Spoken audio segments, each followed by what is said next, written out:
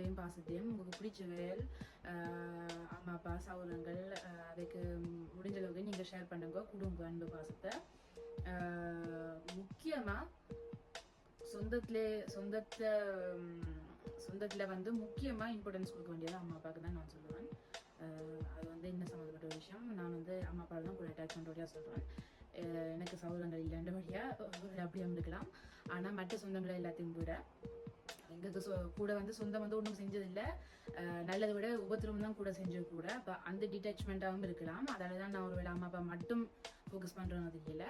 ஆனால் உங்களுக்கு சகோதரங்கள் அவையோட நல்லா நல்லபடியாக இருந்தால் அவையோடையும் நல்லா பார்த்துக்கொள்ளுங்க, அதுக்கும் நல்லா சப்போர்ட் பண்ணுங்க, அன்பு ஷேர் பண்ணுங்க. அன்புண்டு தான் இலவசமான ஒரு விஷயத்த கொடுக்கறதுக்கு ஏன் ஒரு வக்ர புத்தியோ தெரியல கொடுக்கக்கூடாது, ஏன் காயப்படுத்தணும் இருக்குமோ தெரியல.